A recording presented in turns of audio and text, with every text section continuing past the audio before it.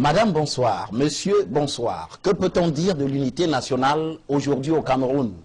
Quelles sont ses réalités? Se porte-t-elle bien ou alors, à contrario, elle va à volo? Dans tous les cas, ces derniers mois ont remis le débat autour de cette question sur la table avec l'acuité de la crise anglophone. Avec cette donne qui travaille le Cameroun dans son être, comment faut-il aborder cette problématique avec tous ses corollaires? Pour nous en dire davantage ce soir, deux invités. Angélbert Essomba Bongono, bonsoir. Bonsoir. Vous êtes député suppléant RDPC de la Mefou et Afamba. Akono. Mefou et Akono. Voilà, Mefou et Akono, bien sûr. Et puis vous êtes cadre du RDPC. Bien sûr. Voilà. Merci d'avoir accepté notre invitation. Je vous remercie de m'inviter. À vos côtés, Jean Takougan, vous êtes également cadre du SDF, mais vous êtes aussi connu comme membre du Shadow Cabinet en charge de l'éducation et de la formation. Bonsoir. Bonsoir Gizogo. Merci aussi d'avoir accepté notre invitation pour débattre de la question d'unité nationale. Ce n'est pas tous les jours qu'on m'invite dans une chaîne de télévision. Je vous remercie. Merci aussi à vous. Alors, pour commencer ce débat, Angélbert Essomba Bongono ainsi que M. Jean Takougan, que faut-il comprendre par unité nationale? Oui, je vous remercie de votre question. L'unité nationale, c'est la juxtaposition de deux mots, l'unité et puis nationale. Et l'unité étant le caractère de ce qui est un, on peut imaginer que ceux qui ont conçu l'expression voulaient signifier le caractère un et indivisible de la nation, puisque l'unité nationale renvoie à ce moment-là à ce qu'on appelle la nation, entendue ou alors prise comme une entité composée ou un ensemble composé de plusieurs entités qui peuvent être des individus, des communautés, des groupes sociaux, des institutions et qui ont peut-être un passé commun, surtout un passé commun, et qui se donnent pour défi de construire un avenir commun, et qui acceptent de vivre ensemble dans la tolérance avec des vertus comme la solidarité, l'entraide, la prise en compte d'autrui, l'altérité, et la reconnaissance des vertus du dialogue pour résoudre un certain nombre de conflits. Et qui, je conclue là-dessus, mettent en place un certain nombre de règles pour vivre ensemble dans le sens de donner une dynamique à la construction de quelque chose qui les dépasse au moment où la décision est prise. Et forcément, la nation dépasse nous tous, individuellement pris. C'est pour cela qu'en ce qui concerne par exemple le RDPC, si vous lisez la thèse numéro 4 du RDPC, elle traite bien de la nation et prend en compte cette définition de la nation, et prend en compte toutes les caractéristiques que j'ai essayé de démontrer tout à l'heure, à savoir que la volonté de construire, la volonté de se mettre ensemble, la volonté de s'accepter réciproquement, la mise en place de règles acceptées par tous, des objectifs à atteindre et naturellement les moyens qu'on se donne pour atteindre les objectifs qu'on s'est fixés. Voilà. Alors, Jean Takougan, c'est aussi un avis que vous partagez ou vous avez des nuances sur la question? Bien sûr que ce qu'il dit est le fond du problème, mais cela veut dire en fait que l'unité est un sentiment qui met les habitants d'un territoire, d'une nation ensemble. Mais c'est un sentiment d'appartenance qui provient de la conviction que chacun sent qu'il est traité exactement comme les autres sont traités. Qu'ils sentent qu'ils sont sur le même territoire, le territoire leur appartient totalement et de la même manière.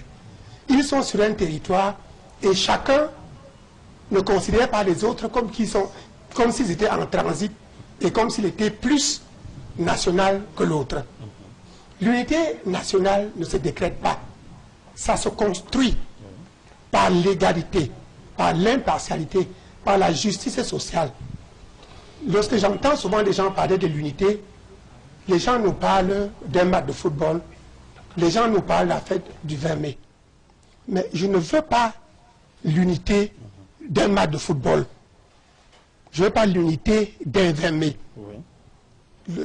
Une victoire à un match de football nous unit, mais dès qu'on en sort, on se met à écrire les mémorandas.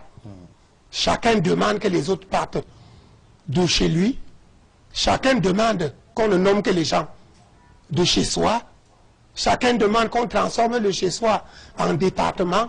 Il remercie le président d'avoir nommé beaucoup de gens de chez lui, comme si les autres ne pouvaient pas être nommés. Lorsqu'on vient le 20 mai n'est pas la fête de l'unité. Le 20 mai est la fête de l'État unitaire. L'État unitaire n'est pas l'État, n'est pas l'unité nationale. En droit constitutionnel, l'État unitaire est tout simplement le contraire de l'État fédéral. Et on ne peut pas construire une fête nationale, une fête de l'unité sur une pomme de discorde. On construit une fête nationale sur un événement qui a marqué tout le monde de façon tellement profonde. Une histoire, un événement qui vous donne une charge émotionnelle tel que cet événement n'a pas besoin d'être expliqué. Chacun sent ça en lui. Alors vous trouvez et nous avons, le Cameroun a eu de ces moments. Alors donc vous trouvez, pour revenir à la question centrale qui ressort de votre première analyse, vous trouvez que la construction d'unité nationale telle qu'elle s'est faite au Cameroun aujourd'hui, hein, Gilbert Bongono et Somba, vous allez répondre d'abord avant de revenir à M. Takougan, vous trouvez que, est-ce qu'on peut dire aujourd'hui que l'unité nationale, le processus tel qu'il a été construit, a connu des entorses puis quand on écoute Jean Takougan? Oui, c'est un processus qui a connu des entorses. Le nier, c'est refuser l'évidence même. Ce n'est pas un processus qui a commencé hier. C'est un processus séculaire. Rappelez-vous que les premiers étrangers qui arrivent sur le territoire, qui constituent ce qu'on appelle aujourd'hui l'État du Cameroun, sont les Hollandais. Puis les Portugais, les Allemands, les Français. Donc, c'était des peuplades, des peuples, puis-je dire ainsi, qui sentaient qu'ils ont quelque chose en commun et qui voulaient se forger un destin alors qu'ils n'avaient aucun passé forcément commun. Et c'est pour ça que je peut-être mettrai une atténuation à ce que Jean Takougan disait. Effectivement, une date peut être symbolique parce qu'elle permet de maintenir un cap vers un idéal de construction. Une date peut également être un grand moment du passé ou alors un grand moment du présent qu'on veut célébrer chaque fois que on sent que les énergies s'émoussent ou bien que certains ne sont plus tout à fait sur la direction que nous sommes tous fixés, vers laquelle nous essayons de construire toutes et faire conjuguer toutes les énergies. Donc la Constitution nationale a donc connu toutes les longues péripéties séculaires qui arrivent jusqu'à ce que vous appelez aujourd'hui la crise anglophone, qui est en fait une crise qui n'est pas forcément une crise d'identité, mais qui est une manifestation, une expression. Certains disent d'un mal-être, d'autres disent d'un besoin de s'affirmer, d'autres disent même que c'est une quête de reconnaissance politique. Mais ce qui est sûr, c'est que la communauté nationale qu'on tente de mettre en union, ou alors à l'unisson, doit prendre en compte toutes ces composantes. Et je ne suis pas d'accord quand il dit que le fait pour un département de revendiquer quelque chose ou de remercier le chef de l'État parce qu'on a nommé les ministres, c'est une expression de la fierté, de la dignité, de l'appartenance à une composante. Parce que ce qui fait le lien entre plusieurs composantes, c'est la cohésion. Et vous savez, la cohésion est un mot qu'on a emprunté, que la politique ou la sociologie a emprunté à la physique. Oui. La cohésion, c'est cette force qui unit des entités ou des éléments indépendants qui gardent leur autonomie, qui gardent leur force, mais qui sont capables de se mettre en harmonie pour construire une force assez puissante. C'est ça la cohésion. Donc, la meilleure expression de la cohésion est donc physique, elle n'est pas politique, elle n'est pas sociale. Mais le fait de dire que nous sommes dans la construction de l'unité nationale ne signifie pas qu'on dissout les identités des uns et des autres, puisque les éléments qui constituent, qui rentrent dans la composition de la force, gardent leur indépendance, leur autonomie, leur capacité à exprimer une originalité, soit sociologique, soit culturelle, soit linguistique. C'est pour cela que la prise en compte dans la constitution de la nation, la prise en compte de l'égalité, en revanche, est une grande préoccupation, c'est-à-dire le principe d'égalité devant la loi.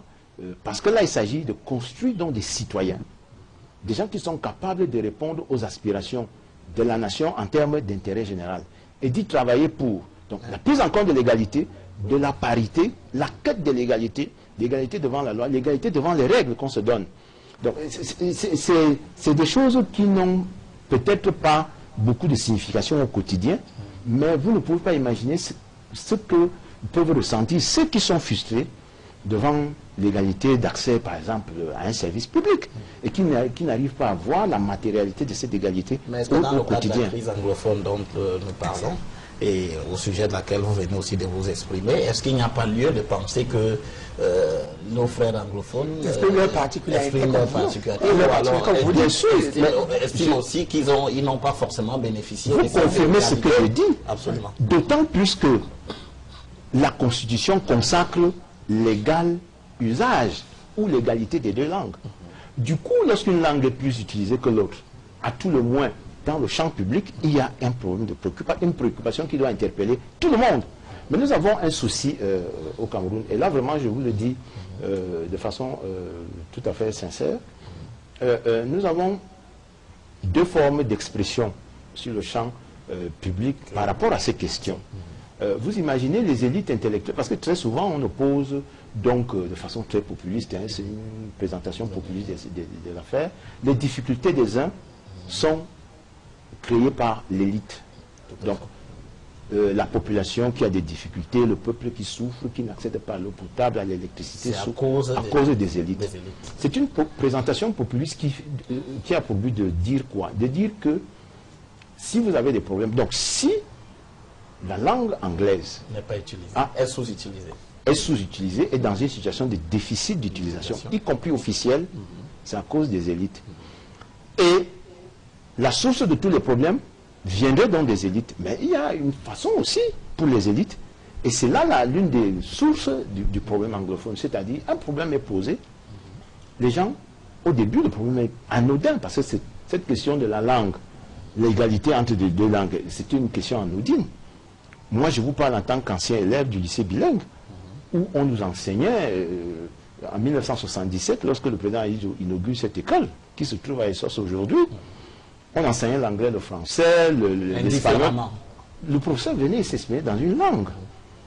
Ça a duré un seul trimestre. Un seul trimestre? Eh oui, un seul trimestre. Le trimestre d'après, on a juxtaposé deux lycées, un lycée anglophone et un lycée francophone. D'ailleurs, on avait à l'époque l'un des meilleurs laboratoires de langue, c'est-à-dire où on allait perfectionner dans notre langue. Moi, je me souviens que j'ai fait des cours d'histoire et géographie en anglais, des cours de physique en anglais. Donc, nous sommes donc dans une situation où on constate un déficit en ce qui concerne l'usage de la langue anglaise, sans qu'on altère le principe d'égalité qui est consacré par la Constitution. Du coup, ceux qui sont des élites, qui forment donc l'élite, considèrent que comme cette revendication vient du peuple, elle n'a pas d'importance. Et cette façon d'analyser les problèmes nous a conduit à la gravité actuelle. Parce que si, petit à petit, on avait pris à cœur ces questions dans les lycées, dans les services publics, dans un certain nombre de services, où les gens sentaient la frustration de vouloir s'exprimer en anglais sans qu'ils aient pu le faire, je crois qu'on ne serait peut-être pas dans une crise d'une même ampleur. Jean Takougan, oui. Votre réponse à cela? Non, je suis content qu'il soit revenu sur ce problème, mais je dois dire que le problème d'unité dont on parle au Cameroun n'est pas seulement une question d'unité anglophone, francophone. C'est l'unité du Cameroun. Absolument. Je dis que c'est un sentiment d'appartenance de tout le monde. Oui. Parce qu'il ne faut pas que parce que le problème anglophone est arrivé, à chaque fois qu'on nous donne l'impression que si on supprimait les anglophones, nous on serait unis. Non. Si on supprimait les anglophones, on ne serait pas unis. Tout à fait. Et c'est ça qui fait que beaucoup de gens pensent que le problème de fédéralisme que les gens posent s'oppose à l'unité. Le fédéral n'a rien à voir avec l'unité. Les pays fédéraux ne sont pas désunis. Ah oui, c'est une question les pays fédéraux ne sont pas désunis. Que nous n'allons pas éluder dans ce débat. Parce qu'on se rend compte que c'est parce que les gens veulent à tout prix forcer des États unitaires qu'on crée les désunions et qu'on crée des problèmes. Le Cameroun a son problème anglophone. Le Sénégal a son problème casamançais. Le Maroc a son problème sahraoui. La France a son problème breton ou basque, ou corse. Et puis, il y a l'Espagne avec son problème catalan. Mais nous nous rendons compte que les pays fédéraux gèrent mieux leur division, pas parce qu'ils n'en ont pas. Hein, pas parce qu'ils n'en ont pas. Mais comme c'est le fédéralisme, à chaque fois, on vous laisse les coups de franche pour gérer certaines choses et vous résolvez vos problèmes vous-même. Si je vous rappelle qu'en Alsace-Lorraine, on leur a laissé des pans de droit. En France? Oui, des pans de droit allemands. Parce que l'Alsace-Lorraine est allée. La frontière avec, non seulement la frontière, ils ont été quelquefois annexés par l'Allemagne, ils sont revenus à la France, puis ils sont 1870. partis. Oui. Et maintenant, le droit foncier en Alsace-Lorraine, ce n'est pas la même chose que partout en France. Même la Cour de justice là-bas a certaines nuances. Oui, on leur laisse un peu ça, mais sans prendre le fond de la souveraineté et de l'unicité de la France. Voilà. Je suis d'accord avec lui, mais quand il me dit que lorsque des gens exaltent, quand on les nomme, ils rentrent chez eux, c'est exalter des particularités, ils sont contents. Et puis après, il dit que mais lorsqu'on exprime ça, ça peut amener les gens aussi à révéler leur frustration. Quand, par exemple, je regarde un département, comme un département dans lequel j'ai enseigné dans le temps, dans le sud, un arrondissement qui a 3 ministres, et je me rends compte que sur l'arrondissement de Bamendjou, qui n'a jamais eu un seul ministre. Quand on nomme un ministre qui n'est pas un maire, qui n'est pas un député d'une circonscription, qui court chez lui, d'abord fêter et remercier le chef d'État avant de venir. Ce que j'ai dans ma tête, c'est qu'il n'est pas le ministre de la République, mais il est le ministre de son village. Et c'est la philosophie qu'on donne. De telle sorte que, demain on va nommer Engelbert, que je connais très bien, ministre de Finances, je sais ce qu'il vaut en finance. Au lieu de dire que est-ce qu'il est fort en finance, ma première question va être de demander qu'il est de quel village. Alors que moi, je suis convaincu que si, au fond de moi, si tous les mots comme moi, et on nomme tous les ministres camerounais qui sont d'un même village, qui sont les enfants d'une même mère, et puis 3 mois après, on triple le salaire des Camerounais, je ne vois pas un Camerounais qui va se lever pour demander qu'il est de quel village. C'est quand le travail est mal fait qu'on cherche celui qui l'a fait. D'après moi, si le travail est très bien fait, on ne regarde pas celui qui l'a bien fait. Je reviens toujours sur cette image. En 1990, nous sommes allés à la Coupe du Monde. On est arrivé en quart de finale. Il y avait 9 bassas sur le stade et 2 sur le banc de touche. Sur le terrain, il y avait 2 enfants la même mère. Mais comme on jouait tellement bien, on jouait tellement bien, et on avançait. Personne n'a jamais dit que les Bassas sont arrivés en quart de finale. Si un Bassa avait dit que les Bassas sont arrivés en quart de finale, on l'aurait lynché. Tout le monde était content de dire que les Camerounais sont arrivés, que le Cameroun est arrivé en quart de finale. Même pas les Camerounais, le Cameroun, parce que c'est plus noble encore. Oui, est arrivé en quart de finale. On aurait dû partir de là-bas pour éviter certaines choses. Parce que quand on parle de l'union et de l'indivisibilité, ce n'est pas seulement l'union et l'indivisibilité du territoire. C'est aussi l'union et l'indivisibilité de la population, du peuple souverain qui est dispensateur du pouvoir. Lorsque moi je rate un concours, pas parce que j'ai la sous-moyenne, mais parce que je suis originaire d'une tribu, je vois que c'est la tribu qui me pénalise. Et je me sens beaucoup plus de cette tribu que Camerounais. Et puis, lorsqu'on pratique des choses comme ça, ça donne aussi ton pourcentage de patriotisme. Lorsque on divise... Vous parlez de l'équilibre régional. Oui. Lorsqu'on baisse les salaires dans un même pays, on baisse mon salaire à 115%. On baisse le salaire de l'autre à 5%, à 10%. Et on ne baisse rien aux autres, qui sont des Camerounais comme moi. On est en train de diviser le pourcentage du patriotisme, de l'unité et de la communauté de chacun. Quand on a baissé mon salaire de 75%, alors quand on augmentait le salaire, on augmentait le même pourcentage pour tout le monde. Et un jour, lorsqu'il faut baisser, on ne baisse pas la même manière. Il y a d'autres, on ne leur baisse même rien. Et nous continuons à être des Camerounais. Ça, ce n'est pas l'unité du Cameroun. Voilà. Donc, il faudrait très bien que si nous devons rester ici, qu'on sache exactement comment il faut amener les gens. Et je suis content, il a dit que le Cameroun, dans sa construction de l'unité, est allé. Mais nous pouvons, lorsqu'on regarde le derrière, c'est pour mieux arranger l'avenir. Ce n'est pas nécessairement parce qu'il faut remettre, tout verser avant de reprendre. Mais ma mère m'avait dit que lorsqu'on cultive, on n'enterre pas les cailloux. Parce que si tu enterres le caillou, l'année suivante, ça va casser là-haut. Oui, lorsqu'on cultive, lorsqu'on voit les cailloux, on les sort, on rentre d'un côté. De telle sorte que quand l'année suivante, quand on cultive, on voit là où il y a l'état de cailloux et on les évite. Et on avance. Oui. Dans la construction de l'unité, par exemple, on a pris une date. Oui. La date aurait pu passer inaperçue. Oui. Mais cette date aussi doit rappeler une histoire. Lorsqu'on va, par exemple, prendre le 20 mai, qui devient République, la République du Cameroun. La République unie du Cameroun. Oui, on prend la République unie du Cameroun, on enlève unie pour laisser la République du Cameroun. Tout à fait. C'est-à-dire qu'on efface totalement l'histoire du passé. Oui. Bon, les autres qui étaient là savent qu'ils ont été, comment dirais-je, avalés, phagocytés. Or, comment ils expliquent? Ils expliquent qu'au début, lorsque nous sommes un couple, nous avons voulu nous marier. Tout à fait. D'un côté, je m'appelais Southern Cameroun. De l'autre côté, tu t'appelais la République du Cameroun. Nous avons dit que maintenant qu'on va se marier, tu laisses ton nom Southern Cameroun et tu t'appelles Cameroun occidental. Toi, tu laisses ton nom la République du Cameroun et tu t'appelles Cameroun occidental. Un bon matin, je me lève, toi, tu as décidé de t'appeler la République du Cameroun. Le nom que tu avais avant que nous décidions de nous marier. Je sens que c'est toi qui as divorcé. Bon, comme tu as repris ton nom d'avant le mariage, je me sens aussi obligé de reprendre mon nom. Oui. Maintenant que tu t'appelles la République, je vais aussi m'appeler Southern Cameroun. Et quand on part de là-bas, on pose certains problèmes. Et c'est des petits problèmes qui au début n'étaient que des prétextes. Mais c'est parti de ce que je dis là. Donc, mais attends, quand il pose les petits problèmes là, si on avait résolu ces problèmes dès le départ, on n'aurait pas eu, il n'y aurait pas eu de difficultés. Mais qu'est-ce qu'on fait? On prend avec l'arrogance. On dit traduisez les traités au Ouaddara. On leur dit qu'on ne traduit pas. Les gens descendent dans la rue, on les tape.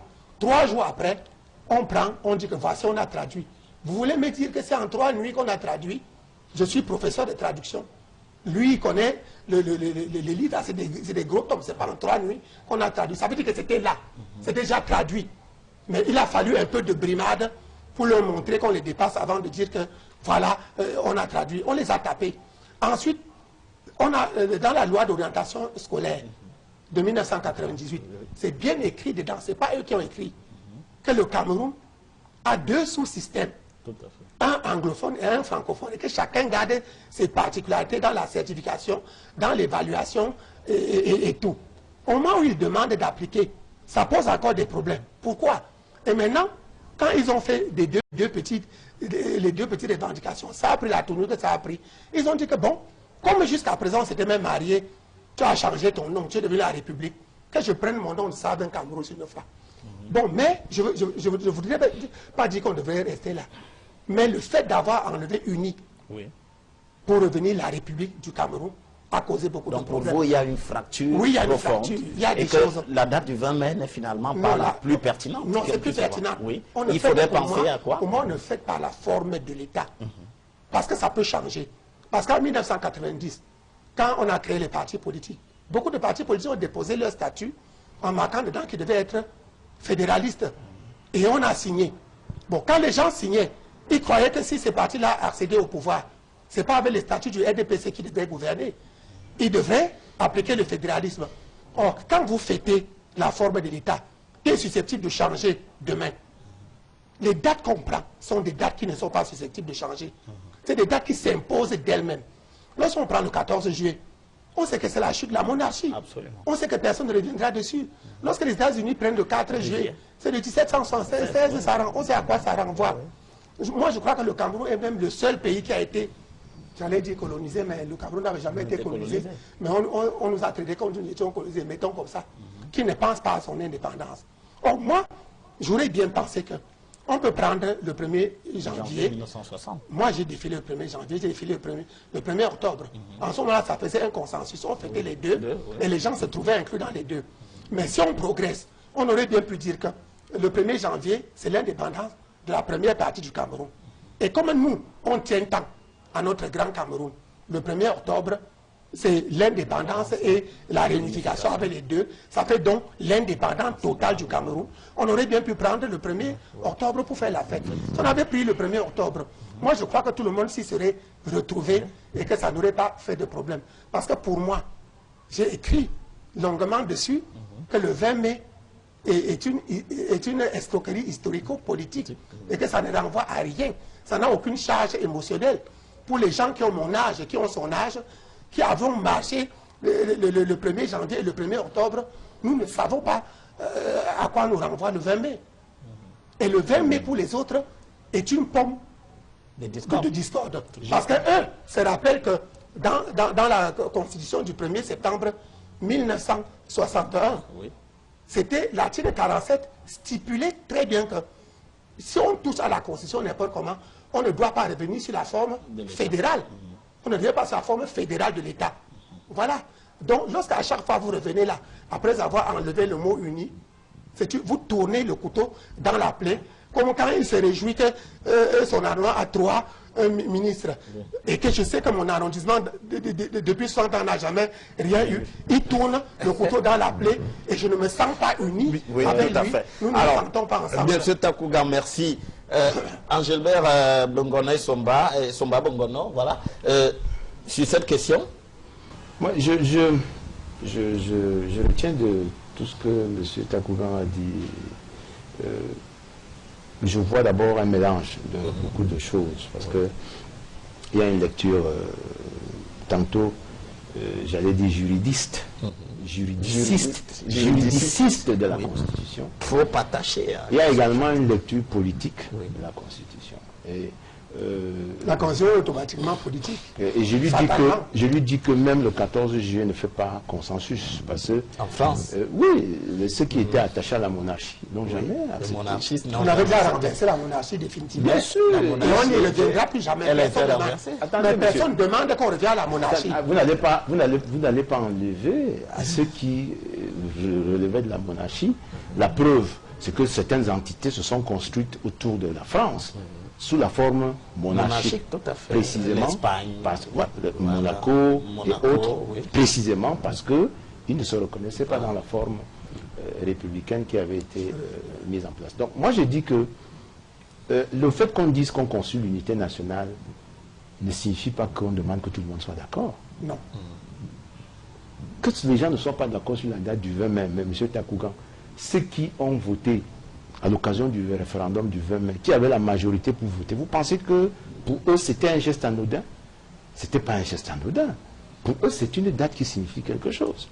Et moi je dis, M. Takouga montre tout simplement que dans le SDF, on a précisément politisé les questions de l'unité nationale. La question de l'unité nationale doit être, pour moi, hors du champ politique. Et la forme de l'État fait partie des débats qui viennent polluer une affaire simple. Qu'est-ce que vous voulez qu'on soit dans l'État unitaire? On ne doit pas en parler. Non, pas qu'on ne doit pas en parler. Mais c'est justement la voie qui ne mène à rien. Parce que vous savez très bien que le gouvernement du RDPC ne donnera jamais l'État fédéral.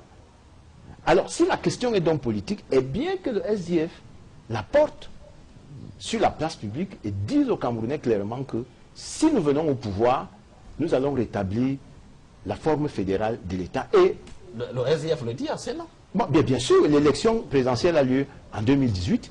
Si le SDF la gagne, à ce moment-là, le SDF est libre de revenir sur la forme de l'État, y compris sur la date. Mais ne demandez pas à un gouvernement qui n'a pas ça dans son programme et qui n'avait même pas ça dans sa vision, ni à court terme, ni à long terme, de le faire. Moi, je vous dis là-dessus, vraiment, c'est un débat, nous pouvons tourner toute la semaine. Mais qu'est-ce que le RDPC a finalement, Gilbert Bongono Somba, contre la forme... Le RDPC n'a rien... écoutez, fédéral de l'État. Je n'aime pas ce genre de débat, Guizot. Oui. Franchement, le RDPC n'a rien contre la forme fédérale de l'État. Mais le RDPC vous dit que lui, il n'a pas dans son programme de mettre en place le fédéralisme. Encore que, parlons du fédéralisme. Vous pensez vraiment que le fédéralisme au Cameroun aujourd'hui va se réduire à la description, j'allais dire, prosaïque que vient de faire M. Takouga? Non. Au nom de quoi pensez-vous que, si on revient, vous-même vous l'avez dit, au nom de chaque partenaire du couple, le nom qu'il avait avant le mariage, vous pensez que c'est ça un fédéralisme à 2 États? Je peux retenir de ça. Donc, moi je dis, les gens sont libres de revendiquer ce qu'ils veulent. D'autant plus libres que nous sommes aujourd'hui dans le champ où les partis politiques précisément, les partis politiques comme le SDF, a récupéré cette revendication et en a fait un sujet politique. Moi j'attends que lorsqu'on va ouvrir les programmes demain, que le SDF nous dise, je propose aux Camerounais le retour au fédéralisme. À ce moment-là, nous au RDPC, moi comme ça je vais m'exprimer. Mais je vous dis, le RDPC dans lequel moi je milite et que je connais, n'a pas le fédéralisme dans son programme. Son programme, c'est la continuité de l'État, telle qu'elle est définie dans la Constitution que nous avons aujourd'hui, et telle que l'État est défini dans les thèses, la thèse numéro 5 ou numéro 6 de des statuts de notre parti. Donc, et le président Biya conduit actuellement un mandat qui s'achève en 2018. Dans ce programme, sauf si je me trompe, je n'ai pas eu l'impression que nous avons à un seul moment donné fait profession de foi pour qu'avant la fin de ce mandat-là, on réchauffe. Maintenant, on peut débattre du fédéralisme comme vous voulez, dans toutes les formes, les avantages et les inconvénients. Parce que quand on en parle, il ne faut pas donner l'impression ici que c'est un système vertueux. Vous savez à combien d'États le Nigeria a commencé? Oui. Non. Le Nigeria a commencé à combien d'États? Ils sont où aujourd'hui? 36 États aujourd'hui. Ils sont à 36, ils ont commencé à 6 États. Oui, 6 États. Alors, cette inflation-là, est-ce qu'on peut la soutenir? Vous savez ce que les États-Unis d'Amérique font pour contourner la forme fédérale de l'État? La création des agences fédérales. C'est-à-dire que lorsque on ne veut pas confier une compétence à un État fédéré, l'État fédéral crée une agence. Il y a cette pléthore d'agences fédérales qui coûtent extrêmement cher aux États-Unis d'Amérique, qui sont la première puissance fédérale au monde. Donc il ne faut pas donner l'impression aux gens que le SDPC a peur du fédéralisme. C'est que nous disons que nous n'avons pas... Vous arrêtez seulement sur les côtés négatifs, finalement. Non, je m'arrête également sur les côtés positifs que nous connaissons. Vous parlez de fédéralisme. Moi, j'ai vécu le fédéralisme. En 1964, les dernières élections pluralistes de ce pays Tout à fait. se sont faites dans quel contexte? Dans un contexte fédéral. Ne nous parlez pas du fédéralisme comme d'un idéal, quelque chose d'absolu qui viendra régler nos problèmes. On avait d'immenses problèmes dans notre pratique du fédéralisme. Tout à fait. Et moi, je n'ai pas l'impression que les Camerounais, en tout cas ceux que j'ai consultés, ceux que je connais, non, je n'ai pas l'impression qu'ils veulent forcément revenir à cette forme de fédéralisme. Et d'autant plus qu'aujourd'hui, une autre forme de revendication est apparue et qui est légitime. C'est que si on fait donc le fédéralisme, tant qu'à le faire, faisons-le, mais ce ne sera pas un fédéralisme à 2 États. À 2 États comme certains pensent de faire aujourd'hui. Donc moi je voudrais revenir sur un certain nombre de sujets qui ont été évoqués et qui ne sont pas mauvais, qui sont dans le débat, mais qui, pour moi, ne doivent pas faire l'objet de contestation au sens forcément mobilisateur des opinions. Chacun est libre de s'exprimer. Et moi je dis que si vous avez l'impression qu'une administration a baissé votre salaire et que le salaire de votre collègue... Du fait de votre origine ou votre appartenance? Non, c'est pas ça. Ah oui, d'accord. Oui. Si lorsque tous les Camerounais contribuent... En violation du principe d'égalité, voilà, en violation du principe d'égalité, une administration vous a frustré, mais si vous saisissez la justice. C'est pour cela que l'un des leviers, l'un des maillons essentiels dans le processus de construction d'une nation unie est la justice. Tant qu'il y a une impression de... En fait, les peuples ont besoin de quoi? De justice. Les peuples n'ont pas besoin de faveur, M. Takougan. Les peuples n'ont pas besoin qu'on pleurniche sur leur sort.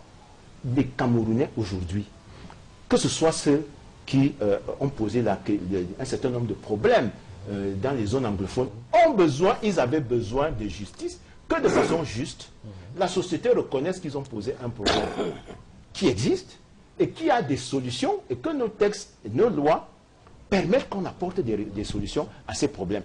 Les Camerounais... qui n'a pas bien compris. Non, j'ai très bien compris. Oui. Je suis en train de te dire que ce que les Camerounais qui nous regardent demandent aujourd'hui, ce n'est pas qu'on vient leur dire aujourd'hui ce que c'est que l'unité. Encore que modestement, je n'ai pas l'impression que je maîtrise l'unité nationale telle qu'elle est vécue par chacun des Camerounais qui nous regardent. Donc il faut un peu d'humilité parfois. Et ne pas donner l'impression que vous avez le monopole de la vertu parce que vous revendiquez le fédéralisme et tout le reste, et que vous pensez que ceux qui disent le contraire. Non, ceux qui le veulent même vont aller fêter ce qu'ils croient être une date importante pour leur unité sont des cons, M. Takougan. Prenez au sérieux cela aussi. Parce qu'ils sont en très grand nombre au Cameroun.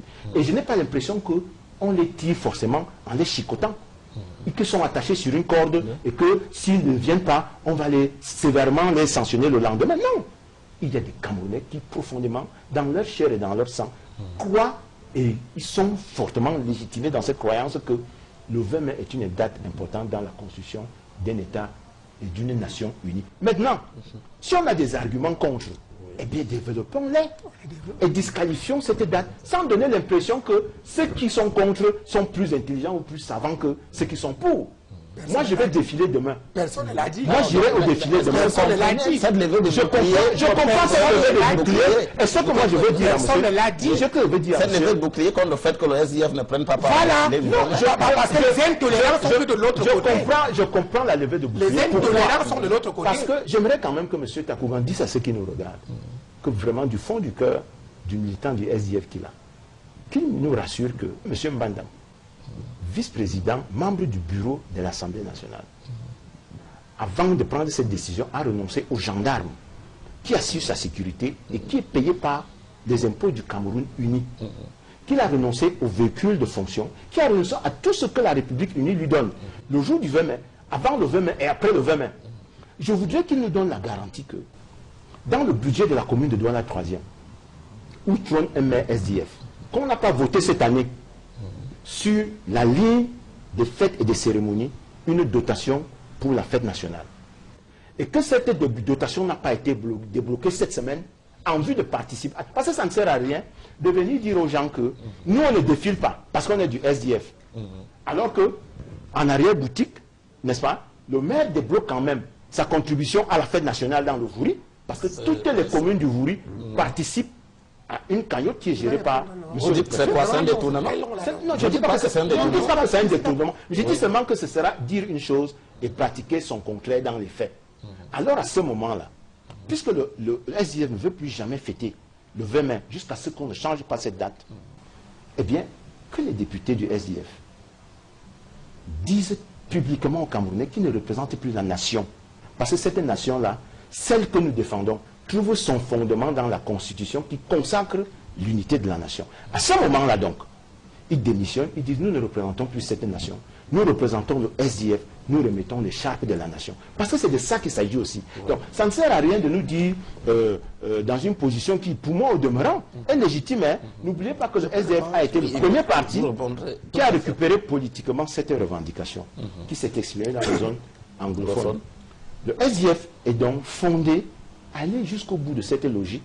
Le SDF est cohérent? Il est cohérent. Parce que c'est la condition de survie du SDF.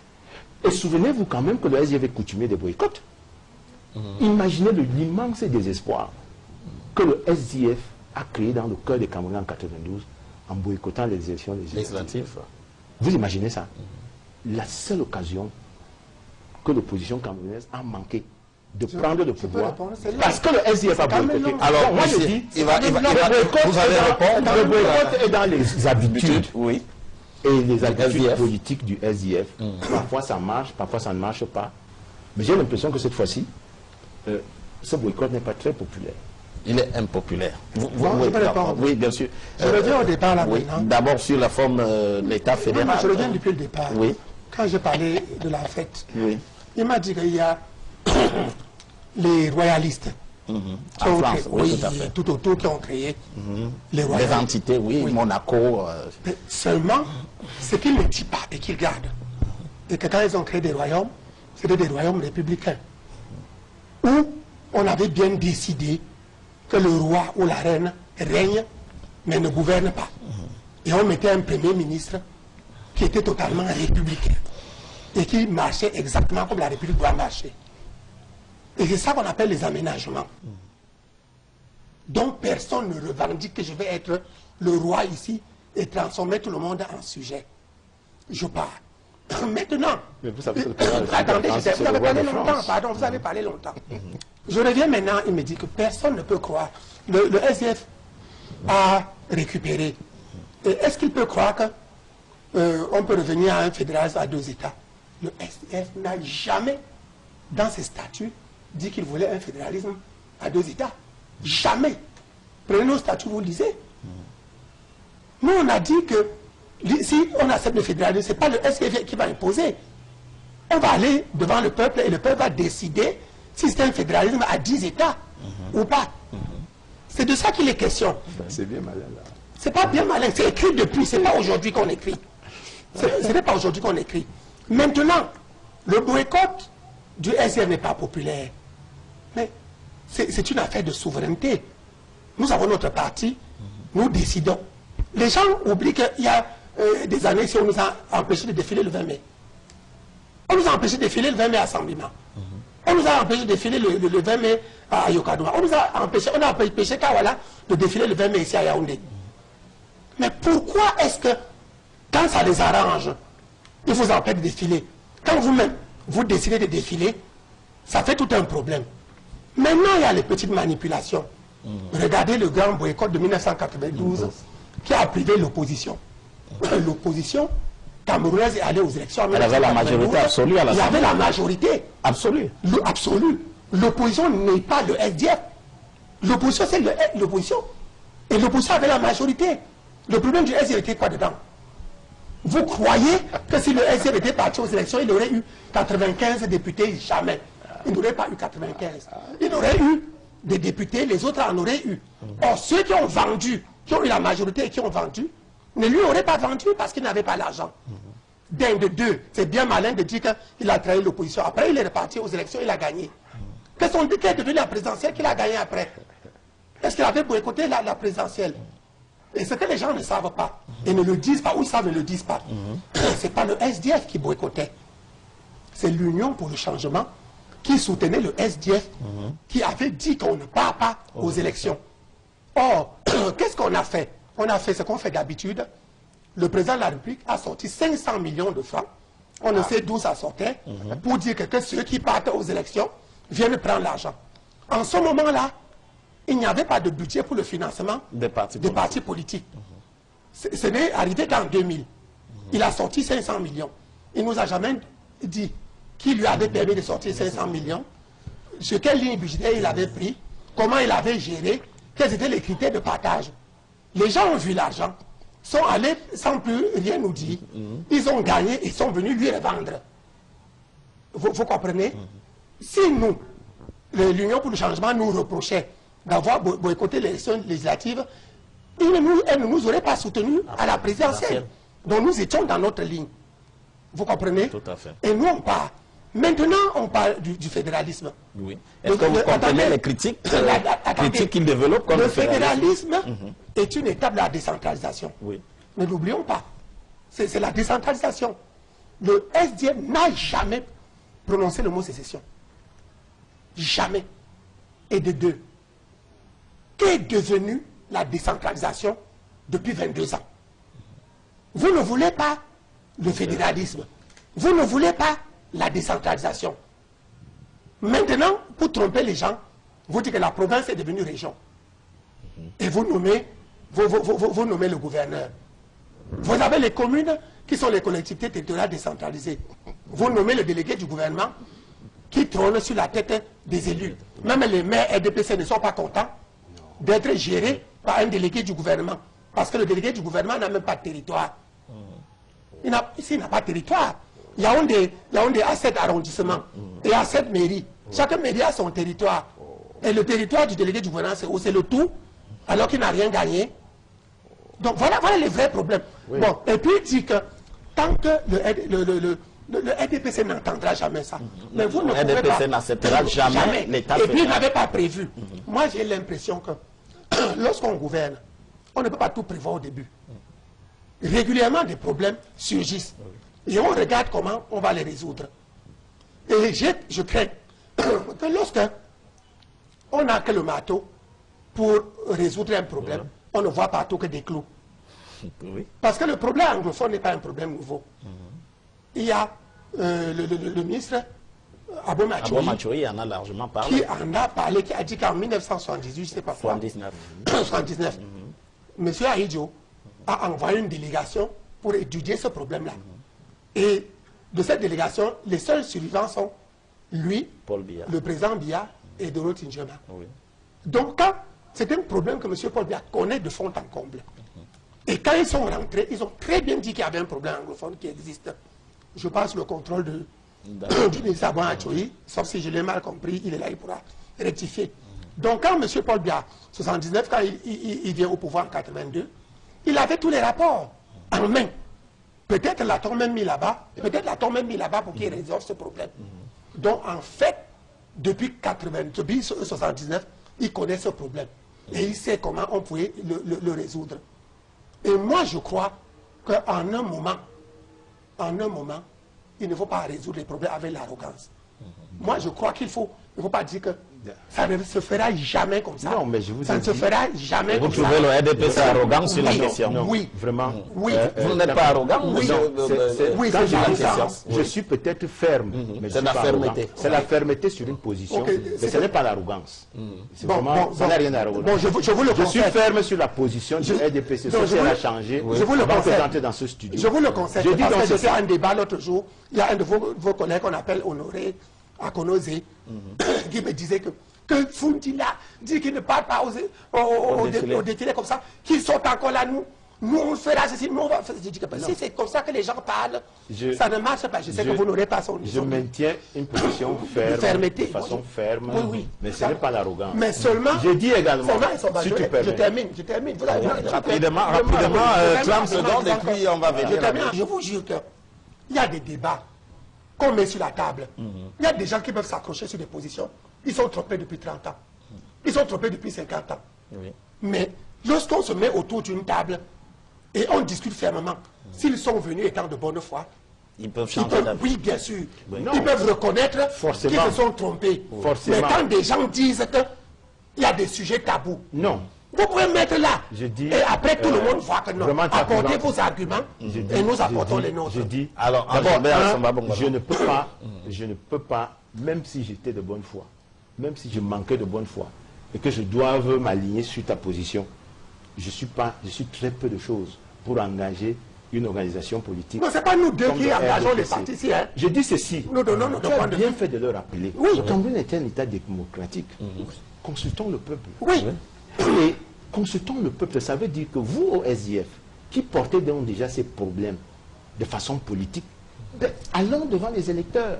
Dites aux électeurs que si nous sommes élus, voilà ce que nous allons faire du fédéralisme, voilà ce que nous allons faire de la question anglophone. Moi, je vous dis, vous pensez vraiment que M. Biya, qui était donc de la délégation, avec M. Abou Machoui et Mme Dioma, qui est parti sur l'initiative du président Aïdjo, questionner la question anglophone, vous pensez que tous ceux qui s'expriment peuvent un seul instant imaginer qu'ils ne maîtrisent pas bien la solution ou le problème? Je sais pas. Donc, alors ne donnez pas l'impression qu'il suffit que M. Biya claque d'un bout de doigt. Ce n'est pas lui qui a déclenché cette affaire. Vous-même, vous venez de montrer que, avant même qu'il prenne le pouvoir, c'est-à-dire en 78, 79, la question se posait déjà. Elle s'est toujours posée. Et vous avez bien fait de rappeler également, dans un certain nombre de pays, des questions comme ça qui existent, mais qui n'empêchent pas que la constitution de l'unité nationale continue. Vous avez rappelé la question corse en France, la question du territoire de Barcelone en Espagne.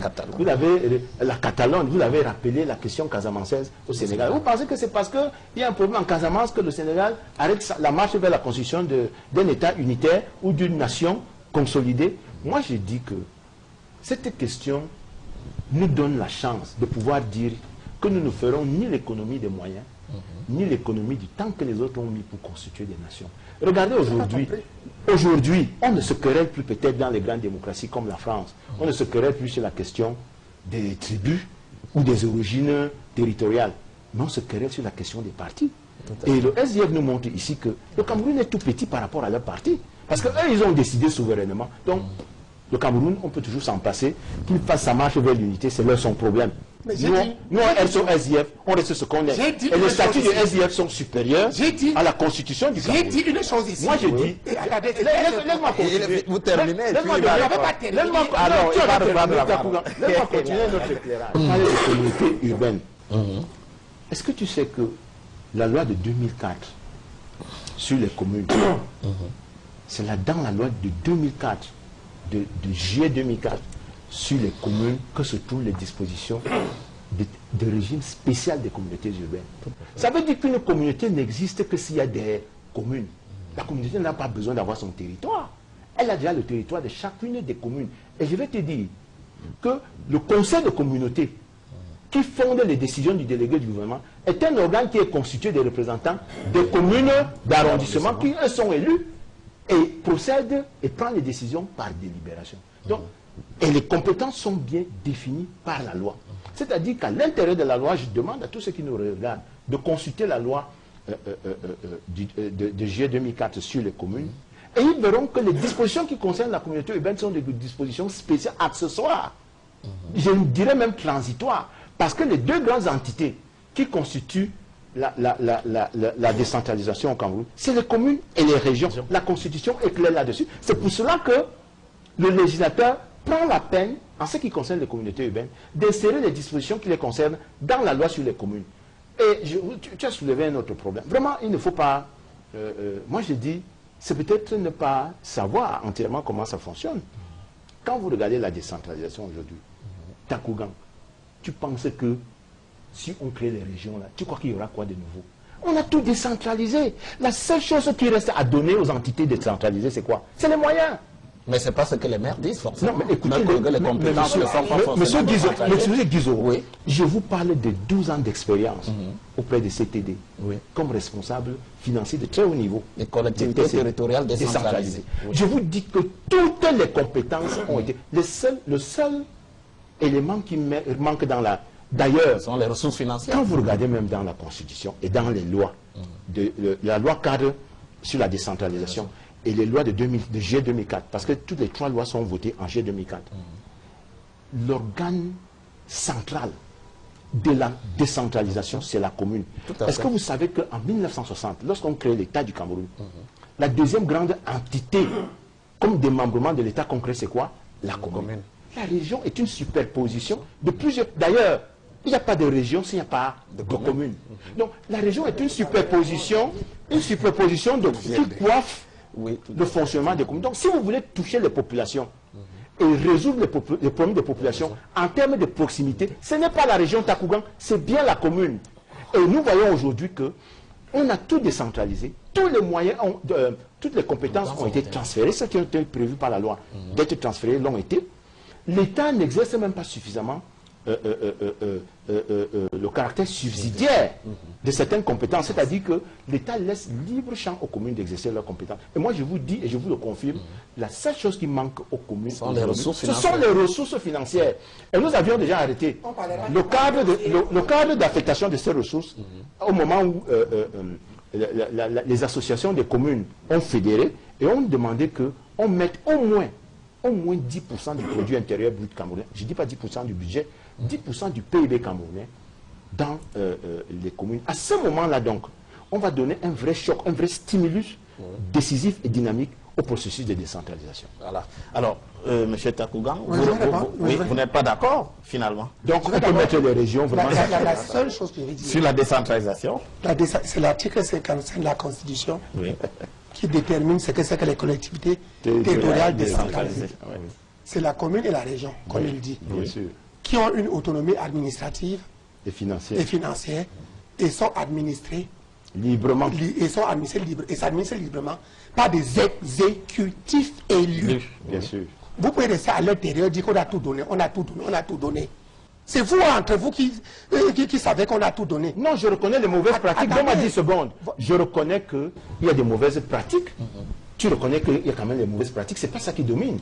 Je reconnais qu'il peut arriver qu'un exécutif, le maire d'une commune décède, et que 60 jours après, comme dit la loi, on ne vienne pas... Comme c'est le cas de Yaoundé 6. Ça, c'est une mauvaise pratique qui n'enlève rien à la règle qui est la règle exécution. Oui, mais la règle, c'est que tant... À la tête de la région, on devait avoir quoi? Le président du conseil régional, qui est élu. À la tête d'une commune, on devait avoir le maire élu. Voilà les deux seules autorités qu'on devait avoir. Donc, pas les gouverneurs nommés. non pas des gouverneurs nommés, pas des délégués du gouvernement. Vous pouvez nous expliquer la notion de région, vous pouvez la balance juridique au Cameroun. La région désigne. La région désigne. Mais depuis que vous parlez, non, laisse-moi ça. Non, je ne peux pas vous laisser. En 2 secondes. Non, pas 2 secondes. Non, pas 2 secondes. Je ne peux pas vous laisser. Vas-y, cher ami. Voilà. Donc, je vous dis que ça s'administre librement par des exécutifs élus. Un point, un trait. On sait qui est l'exécutif élu de la commune.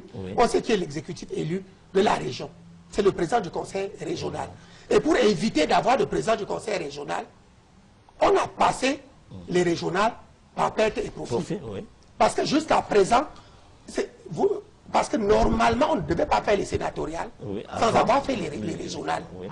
Si, on ne devait pas faire les régionales parce qu'on dit que ce sont les conseils régionaux et les conseils municipaux qui devraient le faire.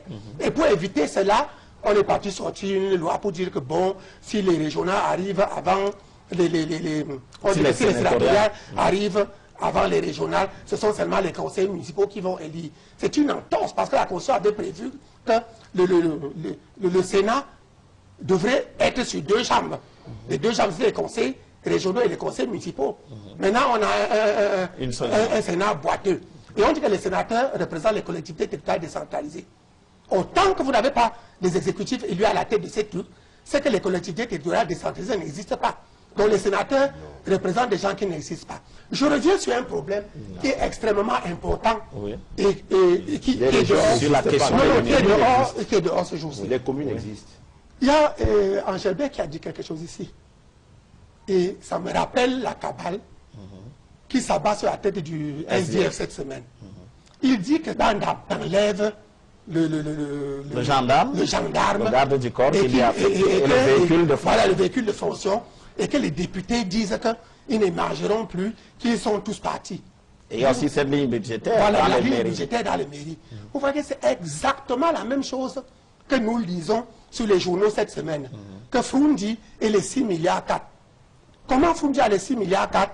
C'est l'argent des députés, c'est l'argent de ces sénateurs. C'est exactement la même logique. Non. La question que je pose, s'il vous plaît, c'est exactement ça. Sinon, est-ce que Bandam avait eu le gendarme, la voiture de service pour aller défiler le 20 mai? Est-ce que le maire était devenu maire pour aller défiler le 20 mai? Est-ce que vous avez une loi qui oblige un Camerounais, une association, un parti politique à aller défiler le 20 mai? Comment pouvez-vous venir dire que si vous ne voulez pas défiler, vous restez parti politique? Si nous restons parti politique, c'est pour acquérir, c'est pour accéder au pouvoir. Nous restons parti politique et prochainement on va encore aller aux élections ou bien on ne va pas aller. Si nous décidons que nous n'allons plus fêter le 20 mai et nous restons parti politique, on va aller défiler ou bien, donc pourquoi on nous laisse être députés? Donc pourquoi on condescende à nous laisser être députés? Pourquoi on condescende à nous laisser maire? Il faut qu'on nous oblige à aller défiler. Il s'agit de l'application de la loi. Et quelle est la loi? Je dis quelle est la loi qui nous oblige à aller le défiler? cas de la commune de Douala 3e. Non, attendez. Avez-vous vu ou non voté des crédits s'il vous plaît, sur la ligne s'il vous plaît, officielle? Vous auriez dû ne pas parler maintenant. Si vous avez fait voter des crédits sur cette ligne, ça veut dire que la position du SDF aujourd'hui n'est pas cohérente. Attendez, vous ne me dites pas. Première question. Deuxième question. Mais il n'y a pas que la fête du 20 mai. Attendez. Justement, c'est parce que les 3 fêtes sont dans la délibération. Vous m'avez déjà pris la parole. Non, vous l'avez, monsieur. J'aurais bien voulu, je le dis. Maintenant, avec tout ce qu'il dit. Il y a la lettre circulaire qui est dans tous les journaux. J'aimerais qu'on lise bien. C'est écrit noir sur blanc que nous ne participons à aucune activité du 20 mai 2017. C'est clair. Et nous disons que pour les mêmes raisons, l'anniversaire du SCF le 26 mai sera fêté sans célébration, sans festivité. Les deux. Mais tout le monde, jusqu'à présent, diabolise le SDF seulement parce qu'il ne vient pas le 20 mai. Personne ne soulève que même son propre anniversaire qu'il fait à grande pompe tous les ans, il ne le fera pas. Parce que il ne fait pas le chantage. Parce que derrière, il fait le chantage pour qu'on lui donne de l'argent, il vient défiler. Il va défiler pour payer le gendarme qui est derrière.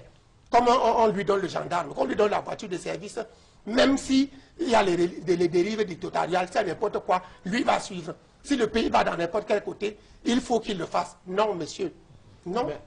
Et il dit que nos statuts, on voit que nos statuts dépassent la Constitution. Nous sommes un parti politique. Nous ne mettons pas notre statut en concurrence. Ce ne sont pas les statuts du SDF qui dirige le Cameroun. J'aimerais qu'on me montre dans... Vous venez de prendre une position, si vous permettez, donc je prenne un peu la parole aussi. Mais d'habitude, quand vous nous empêchez de défiler, qu'est-ce que vous faites? Takougang, attendez. Est-ce que tu reconnais au moins que... Quand vous nous empêchez Est-ce que tu reconnais au moins que... Vous enlevez la mairie, la commune de Douala 3e, est une commune qui administre et qui a des agents qui ne sont pas que des militants du SDF. Il n'a pas demandé à ses agents de parler de... Est-ce que la commune... Il n'a pas demandé à ses agents... La commune, attend, c'est la loi, c'est une question de la... Ça ne dépend même pas de la volonté du maire ou du conseil municipal. Le budget est structuré suivant une nomenclature budgétaire qui est fixée par la loi. Et qui comprend... C'est la diversion. Ce n'est pas la diversion. Je voudrais montrer le caractère incohérent de la posture du SDF qui ne va pas défiler parce qu'il ne faut pas qu'on nous voit en route, alors qu'en back-office, dans les officines et dans les mairies, vous prenez des actes qui sont conformes à la loi et qui concourent à la bonne manifestation de la fête du 20 mai. Nous n'allons pas... Depuis qu'il a tiré sa diversion, n'est-ce pas? Je lui ai posé des questions. On va passer à autre chose. Je lui ai posé des questions. À chaque fois que je lui pose une question, il fuit pour aller à la mairie de voilà, le SDF au Cameroun, ce n'est pas la mairie de Douala 3. Et la mairie de Douala 3 a des adjoints. Ça veut dire que si le maire SDF n'est pas là, la mairie fonctionne. Les autres années, quand vous nous empêchez de défiler le 20 mai, vous n'enleviez pas le gendarme. Vous n'enlevez pas la voiture de service. Vous ne lui demandez pas de défiler. Pourquoi maintenant, quand nous-mêmes on dit qu'on ne défile pas, on sort tout l'argent, on a payé les députés, on a payé la voiture de service, on a payé ceci. Donc on a payé ça. Non, moi je ne suis pas dans la même logique. Hein. Malheureusement, j'ai fait une démonstration sur la base d'une commune que j'ai citée. Oui, mais tu reviens toujours. Voilà, alors il est revenu dans la commune. Mais mon problème est que... On va clore. Ça va. J'ai un seul problème. Il y a beaucoup de partis qui ne parlent pas. Et ça ne tire à personne. C'est seulement le SDF. Et nous, on comprend. J'ai compris. Ils raisonnent comme toute la cabane, comme tous les journaux qui sont dehors. Et c'est pour ça que je dis ici que tous les journaux qui tombent dehors là, tous les gens qui écrivent, c'est un truc qui a été dicté de très loin. Parce que c'est le même raisonnement. Tu ne pars pas au défilé, enlève le gendarme, démissionne, dis que tu dois rester dans le parti. Il y a une vision unilatérale sur la question de l'unité. Et puis, pour eux, il y a une seule manière. Et c'est eux qui disent que, quand ils me disent qu'il a dit quelque chose ici qui ne m'a plu, ne crois pas que les gens qui partent défiler demain sont des idiots. Mais bien au contraire, je vois de quel côté il y a l'intolérance. Parce que nous, on accepte que chacun puisse aller ou ne pas aller.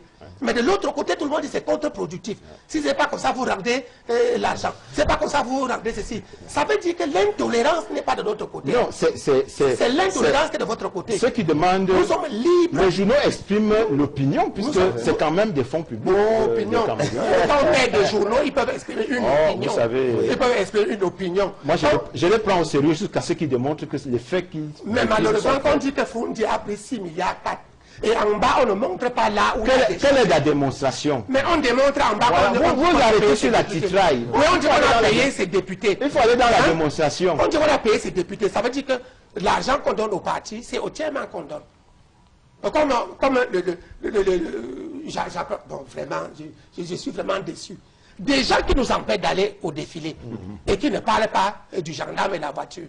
Le jour où nous disons que nous-mêmes, on ne parle pas, ils nous demandent de rembourser le gendarme. Attendez, le gendarme... Et nous demandent de démissionner. Le gendarme et la voiture sont... Une circulaire est une directive interne. Une circulaire est une directive interne, comme il a dit. Tu comprends?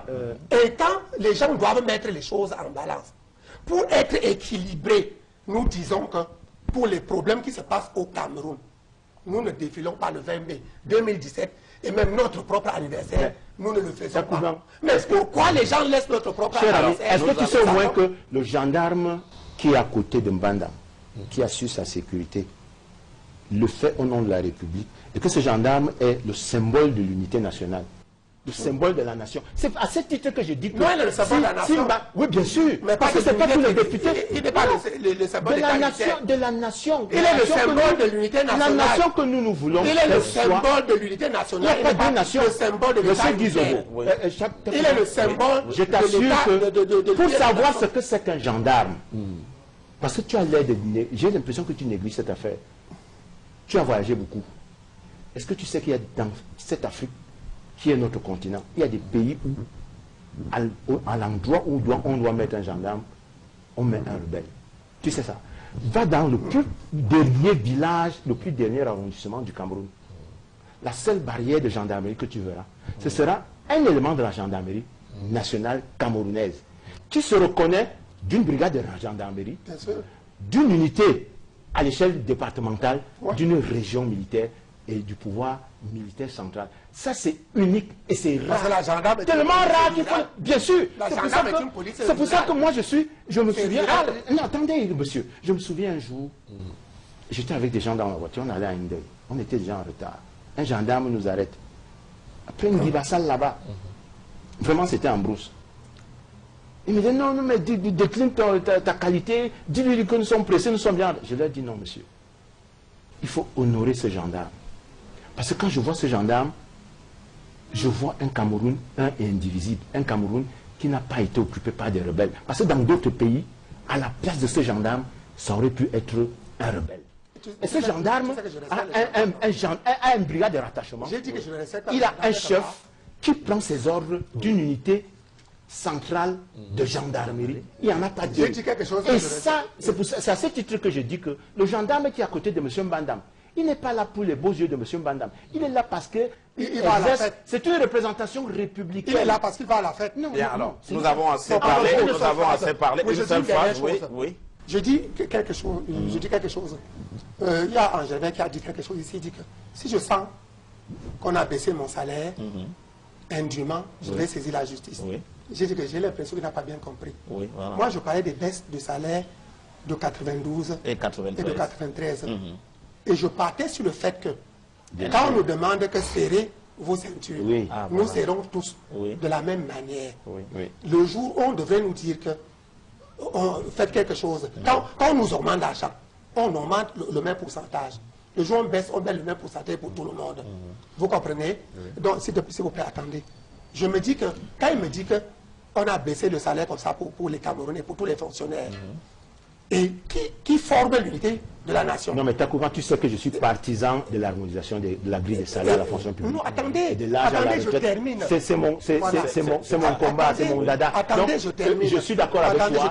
Il y a notamment les communes qui n'ont pas connu la deuxième baisse. Le secteur, une partie du secteur public n'a pas connu la deuxième baisse. Nous sommes d'accord.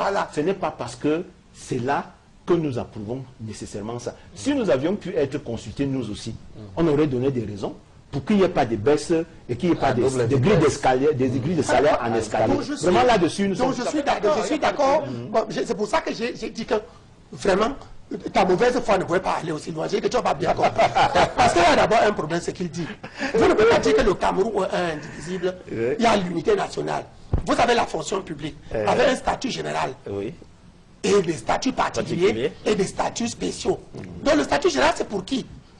On doit avoir un statut général. Tu sais également comme toi et moi. Tu sais également que je suis contre le corporatisme. Bien sûr. Voilà, ok. Bon, alors, quand nous sommes arrivés, nous avons commencé à travailler, il y avait un statut général. Tu n'enviais pas le commissaire, tu n'enviais pas le médecin, tu n'enviais pas. On savait que quand tu as l'indice temps, avec tel nom, tu avais tel et tel salaire. Nous sommes d'accord. Bon, voilà, c'est de ça que je parlais. D'accord. Et je suis sûr que tu n'as pas compris. Non, j'ai bien compris. Là, c'était qu'on n'a pas, c'était sur le code de l'inégalité, on n'a pas traité les Camerounais comme ça. Nous sommes tout à fait. Et à partir de ce moment-là, ça a émoussé le patriotisme de certains Camerounais. Alors, nous avons évoqué déjà tous ces aspects. Nous sommes arrêtés longuement sur la question de la décentralisation, mais qui participe toujours comme l'une des solutions possibles au problème que pose la Constitution de l'unité nationale. Alors, mais il faut aussi bien évoquer, au-delà de la question de la crise anglophone, le reste, vous l'avez bien dit, M. Takougan, qu'on ne peut pas se limiter seulement à la crise anglophone. Non. Mais il y a le reste du Cameroun, l'ensemble du Cameroun. Et moi, on pose quand même une question sur l'occupation de l'espace. Est-ce qu'aujourd'hui, les Camerounais, dans cette construction d'unité nationale, peuvent se sentir partout chez eux? C'est un débat de fond. C'est un défi, c'est même un débat de fond. C'est un débat d'autant plus important que tous ceux qui consultent un peu l'histoire du Cameroun savent que pour aller d'une zone à l'autre du Cameroun, à une certaine période, il fallait un laisser-passer. Absolument. Voilà. Donc, en 71-72, abolition du laisser-passer. On voit enfin des Camerounais qui peuvent aller et venir librement dans leur pays. Je dis que c'est un défi. Pour moi, ce n'est pas un problème. Ce n'est pas un problème parce que chacun de nous peut retrouver un terroir et ne pas avoir forcément l'envie d'aller s'installer quelque part. C'est un défi, pourquoi? Et c'est un défi qui est lancé à tous les Camerounais. Est-ce que nous sommes capables de relever le défi de faire en sorte que chaque Camerounais puisse s'installer librement là où il veut? Donc ce n'est pas un problème forcément dont la solution viendrait d'un gouvernement, fût-il même du SDF, je ne pense pas. Et lui, il sait, M. Takougang sait très bien, parce qu'il a pratiqué les collectivités territoriales décentralisées aussi, qu'il y a des communes qui n'ont même pas le titre foncier. Donc il ne peut pas justifier d'une réserve pour constituer donc des villes ou alors des agglomérations calquées sur le modèle de la construction de l'unité nationale, de telle sorte qu'on puisse retrouver dans ces agglomérations toutes les composantes sociologiques du Cameroun. Ça, c'est une réalité de nos communes. Donc, il est temps que la réforme agraire, la réforme foncière, la réforme domaniale, cadastrale, appelez ça comme vous voulez, que quelque chose se mette en place pour fixer un cadre qui permette au maire de Mbankomo, d'où moi je viens, de disposer d'une réserve et de faire en sorte que les enseignants de mathématiques, de philosophie, les jeunes fonctionnaires qu'on envoie en Mbankomo pour servir les Camerounais qui sont là-bas, n'aient pas l'impression qu'ils sont en terre étrangère. Que la commune puisse leur dire, écoutez monsieur, installez-vous ici, voilà 500 mètres carrés de terrain, parce que la loi le prescrit, construisez une maison, établissez votre domicile ici, parce que vous êtes ici, chez vous. Ça n'existe pas encore. Et ce déficit de cadre conceptuel... Permettez-moi une seconde, il y avait bien, il y a quelques années encore, il y avait ce domaine de l'État, domaine foncier de l'État, qu'on mettait à la disposition des fonctionnaires, je vous dis en leur aménageant. Est-ce que cela a disparu? Je vous dis, Guy Zoro, que je vous parlais des communes. Tout à fait. Je ne voudrais pas en citer quelques-unes qui n'ont pas de titre foncier pour constituer des réserves. Parce que la commune se trouve en concurrence avec l'individu. Notre droit domanial et foncier fait que pour accéder à la propriété foncière, vous devez passer par les immatriculations. Voilà. Alors, la commune se retrouve en concurrence avec les populations, parfois. Et n'a pas un domaine qui lui permette de promouvoir l'unité nationale. Donc, c'est un défi. Pour moi, ce n'est même pas un problème. C'est un défi. Et quand je dis défi, c'est plus fort qu'un problème. Parce qu'un problème peut trouver une solution à court terme, à moyen terme ou à long terme. Un problème peut trouver une solution ponctuelle. C'est un défi permanent. Parce qu'il y va de notre état d'esprit.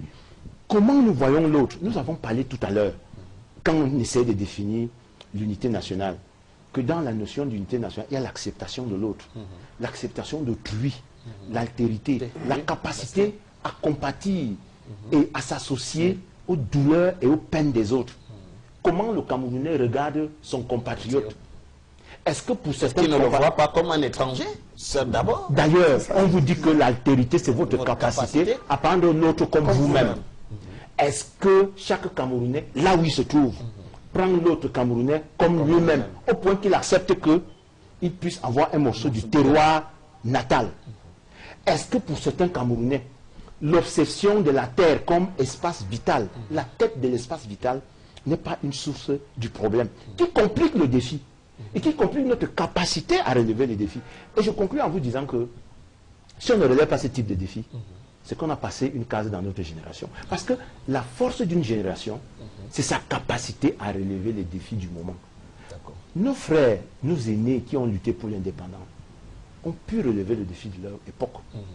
Ceux qui ont bâti les premières années de l'indépendance du Cameroun, moi j'ai vu des autorités administratives, le Cameroun se construit, des gens s'éclairer à la lampe à huile, des gens creuser des routes à la main, à la pioche, trouvant des solutions endogènes, avant que le FMI, la Banque mondiale, la FAO viennent nous demander de trouver des solutions endogènes à nos problèmes. Les Camerounais savaient déjà faire ça.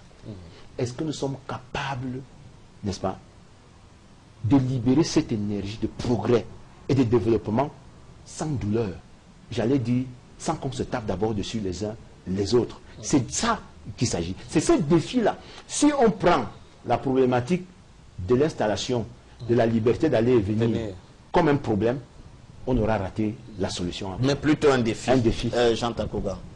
Oui, je dois dire que lorsqu'on revient sur l'unité nationale, Oui. j'ai bien dit que la vraie unité, comme il le dit, ne doit pas se réguler par un décret. Absolument. Si on se tient sur l'altérité. Ça veut dire que si j'arrive à Mankomo, je suis enseignant, je dois faire 50 ans là-bas, je veux m'installer. Oui. Je me demande aux gens là-bas que j'ai envie de construire une petite maison ici, Oui. comme je vais faire 20 ans ici. Je fais comment? En attendant que l'État régule, si l'État va réguler, lui est déjà d'accord avec moi dans le domaine de l'altérité, en sentant que je suis Camerounais comme lui, et que celui qui vient enseigner n'est pas mon enfant, c'est le sien. Oui. Donc je vais lui rendre un service. Il me dit, tu me payes, si je paye. Et je construis. Le lendemain, quand on a le moindre problème, sans que l'État vienne intervenir pour dire que non, ça c'est le domaine de l'État, lui me dit que rentre chez toi. Quand il me dit que rentre chez toi, il me dit rentre chez moi où? Et quand il me dit rentre chez moi, ça soulève notre problème sur ce qu'on appelle les régions. Oh, tout à fait. Parce qu'on nous a mis dans 10 régions. Mais on oublie un autre problème de départ, que lui connaît très bien. C'est que le Cameroun a 475 000 km². S'il faut à tout prix qu'à chaque fois qu'il y a un problème, on dit à quelqu'un qui rentre chez toi, il faut qu'on divise le Cameroun en 10. Ça donne 47 500 km². On met chacun là-bas. Parce que nous ne pouvons pas avoir 475 000 km². On te donne 5 000 km². Et à chaque fois que tu ouvres la bouche, on dit rentre chez toi. Tu rentres chez toi où? Les 475 000 km appartiennent à nous tous de la même manière. Personne n'a payé quelque chose pour avoir plus. Donc si le jour où nous décidons que chacun doit rentrer chez soi, je suis parfaitement d'accord si on définit le chez soi là. Mais quand on divise le Cameroun par 400, par 10, c'est 475 000 km². Si je ne me trompe pas, ça doit être 47 500 km². On donne à chacun. Là, on dit que chacun rentre chez soi et on voit comment on va faire. On établit des titres. Voilà, on établit des titres fonciers, on donne. De deux, sans avoir résolu ce problème,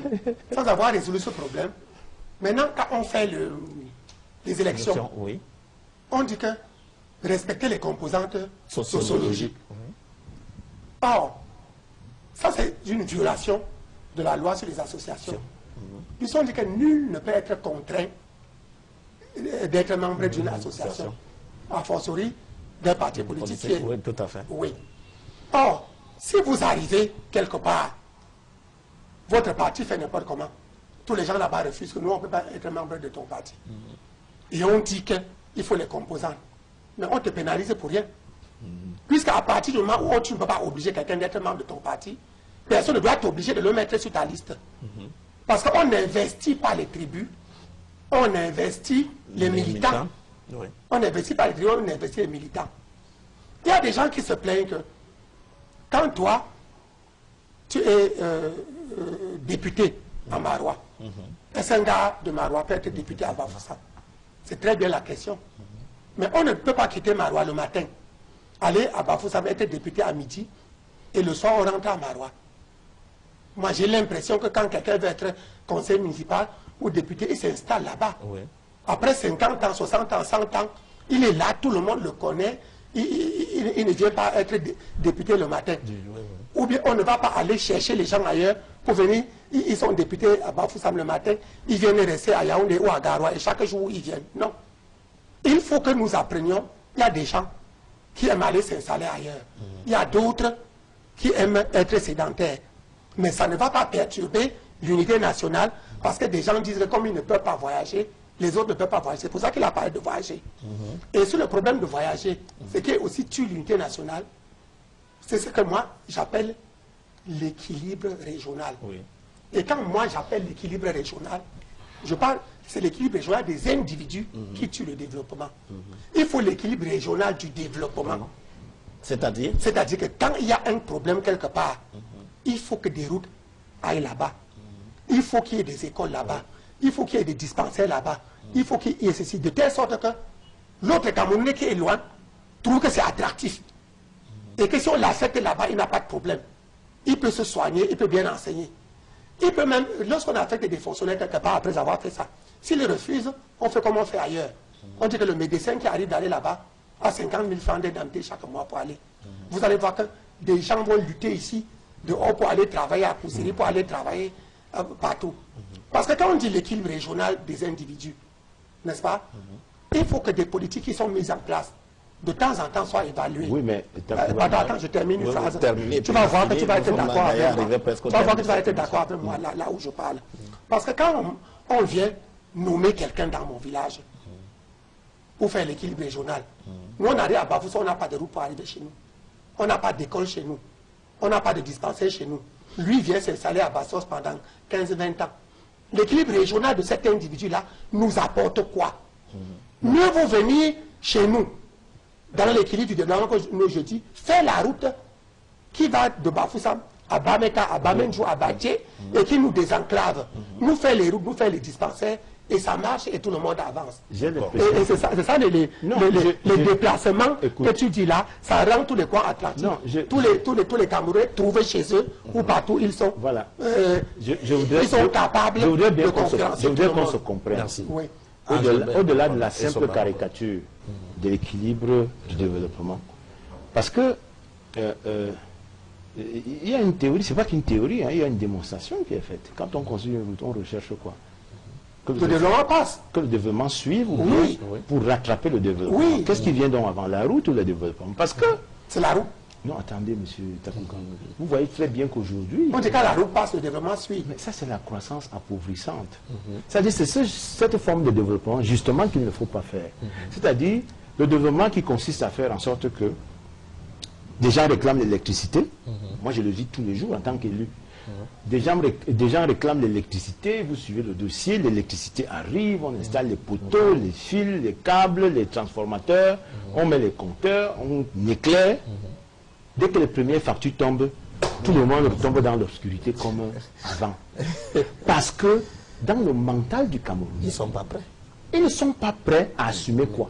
La charge qui résulte de l'acquisition de moyens de confort qu'on appelle l'énergie électrique. Et vous voyez donc des gens, ils sont là, ils parcourent des kilomètres pour aller chercher à charger leur téléphone parce qu'on ne leur a pas appris que l'électricité là, ça coûte cher, il faut payer les consommations.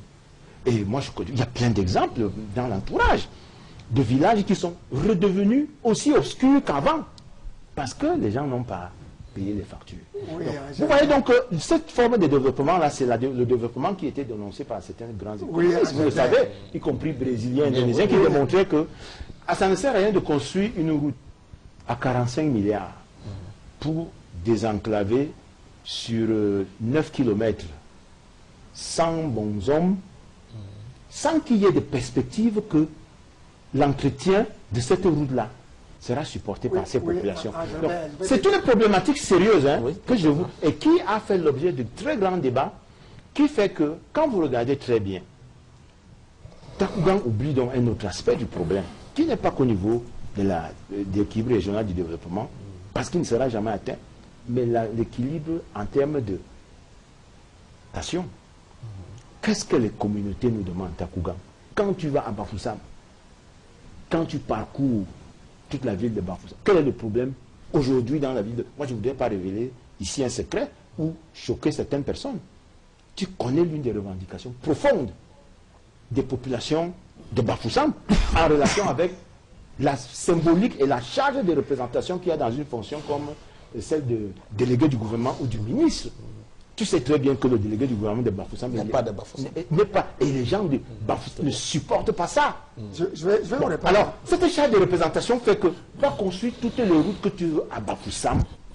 Si ces gens-là n'ont pas vu un fils de blanc, un des leurs, c'est ça la représentation. Et quand tu prends en compte, dans la combinaison et l'exploitation de cet élément, tu prends en compte le déficit de culture, à la fois démocratique, républicaine. Parce que quand tu regardes très bien, nous sommes dans des communautés de culture paroissiale, c'est-à-dire le plus petit niveau, dans l'échelle qui a été tracée par les sociologues, pour démontrer que, aujourd'hui, la charge de représentation va vous donner toutes les routes de Bafoussam.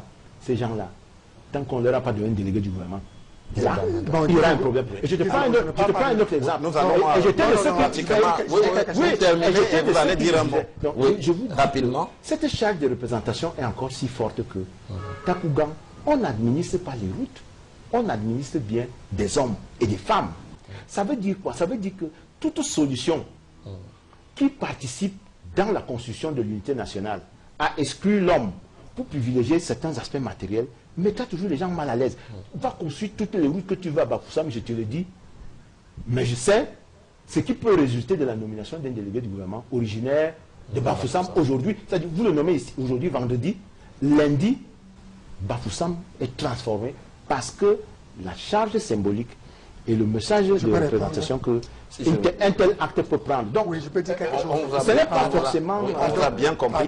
Oui, un dernier mot, puisqu'on va... J'aimerais d'abord qu'on construise toutes les routes de Bafoussam avec le délégué qui n'est pas de Bafoussam. Et on va voir ce que les populations de Bafoussam vont dire, pas avant, comme ils prévoient toujours avant. De deux, quand ils parlent d'électricité, j'ai vu dans ce pays, quand l'arbre tombe quelque part pour barrer une route, le matin, les populations partent chercher le sous-préfet pour venir couper l'arbre. Et quand le sous-préfet arrive, on dit que s'il n'achète pas la bière, il ne coupe pas. À Bameka, nous avons trois lycées et un CS. 3 lycées et un CS. C'est nous qui avons tout construit. Oui. Toutes les routes de mon village, mais ça, c'est une solution acceptable. Construit. Oui. Et quand nous demandons l'électricité, qu'est-ce que nous faisons? Nous apportons la liste des gens qui ont contribué. Des gens qui sont prêts à payer. Et qui payent une caution. Alors qu'on vient installer les poteaux avant d'amener chez vous. C'est ça que j'appelle l'équilibre du développement. D'où vient attendez, je parle de la route là. Je ne parle pas d'une route nécessairement bien goudronnée. Je dis tout simplement qu'au lieu de nommer un individu pour dire qu'on est en train d'aider un village, il y a bien d'autres choses qu'on peut faire qui aident tout le monde. Voilà ce que je voulais dire. Tout ça aide tout le monde. Non, le ministre qu'on nomme chez moi, de mon village, tout ça aide tout le monde. Merci monsieur, on vous a bien compris tous les deux. Quand le nord-ouest est coupé de l'ouest depuis 3 ans, on goudronne la route jusqu'à la frontière directe, Babadjou, Bamenda pendant très longtemps. Je peux me demander qui fait la sécession. Voilà, merci, on vous a bien compris. Merci surtout de tous ces éclairages que vous avez apportés pendant 90 minutes. Je vous remercie aussi, chers téléspectateurs, de nous avoir accordé de votre attention pendant tout le temps que ce débat a duré. Je vous donne rendez-vous dimanche prochain lorsqu'il sera 20h30 pour une nouvelle édition de Géopolis. D'ici là, restez sur Equinox Télévision.